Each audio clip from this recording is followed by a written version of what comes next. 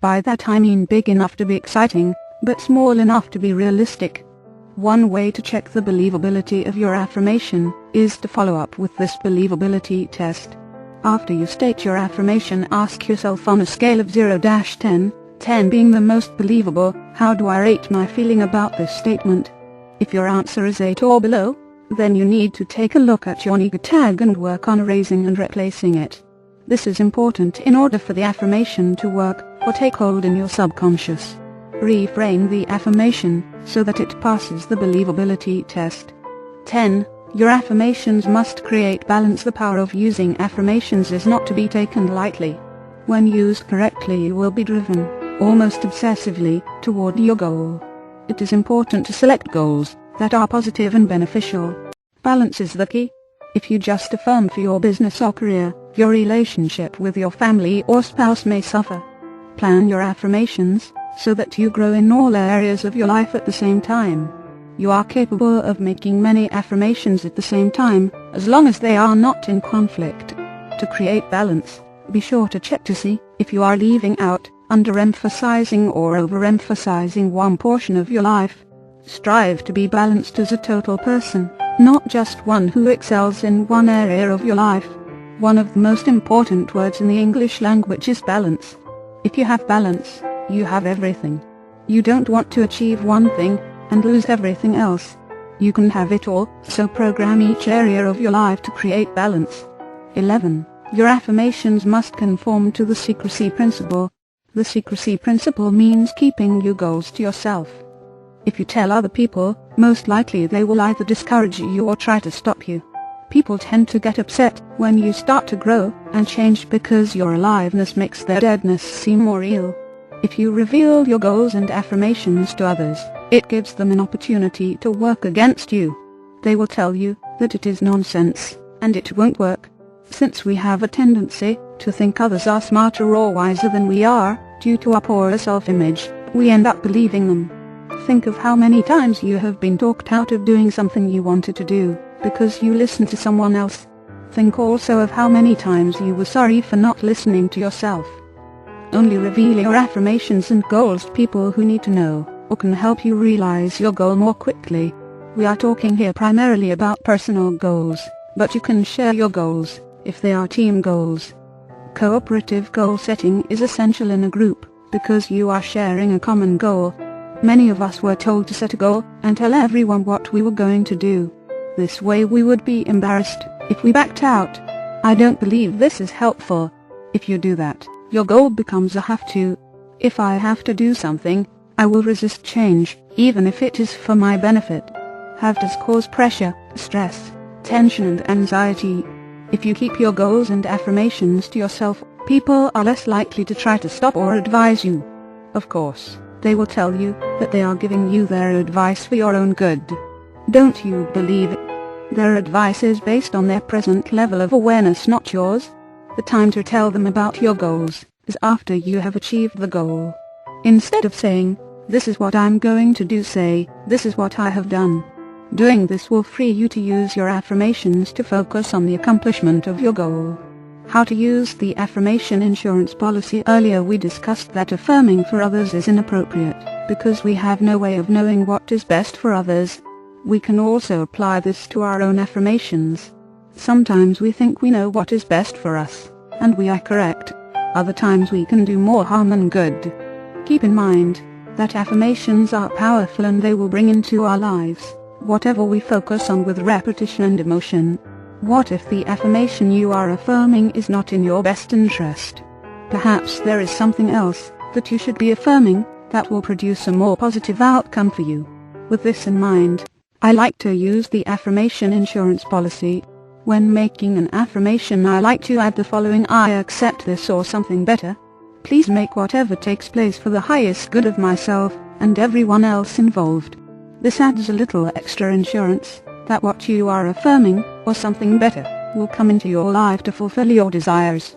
Also, that what you are affirming is in your best interest, and the best interest of everyone else involved. It can be hurt, and it often will bring a pleasant outcome that you never considered.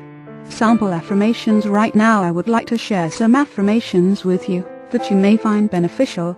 They are general affirmations that will allow you to get the feel of what we have been discussing. I choose to forgive everyone. I choose to be totally responsible for my life, and I no longer blame others. I choose to love my body and treat it with total respect.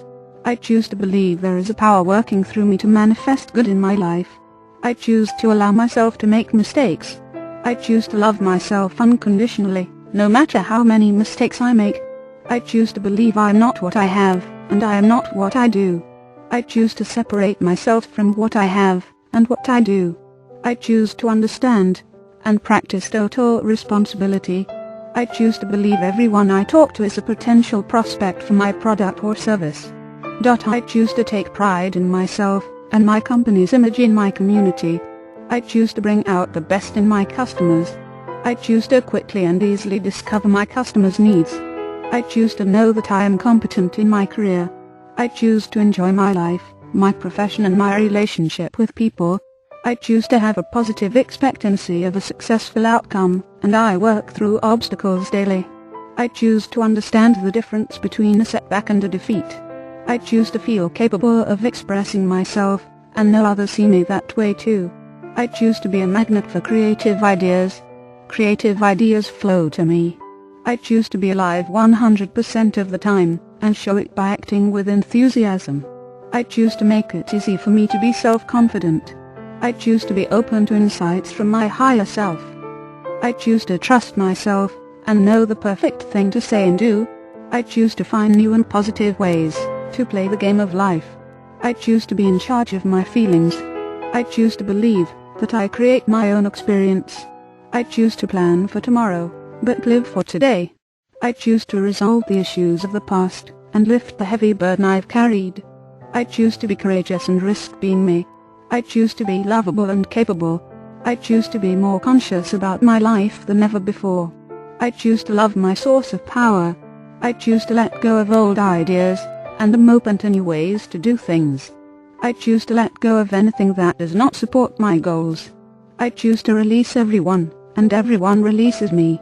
I choose to be effective and efficient in stressful situations. I choose to easily anticipate events in my imagination, and know how to handle them when they occur. I choose to accept that pressure is exciting and stimulating to me. I am even more creative when under pressure. I choose to have an exciting life and attract exciting people around me. I choose to enjoy helping my family members in their personal growth. I choose to have an excellent memory with clear and easy recall. I choose to be well organized, and always have a plan of action. I choose to enjoy taking calculated risks to improve my life. I choose to enjoy the results that come from reading this book.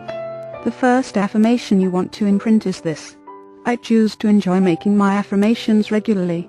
This last affirmation will set your mind to enjoy using affirmations on a regular basis.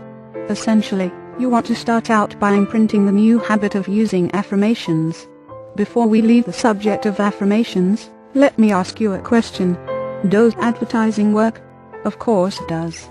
Advertisers spend billions of dollars on advertisements designed to get our attention, and have us take action, buy their products.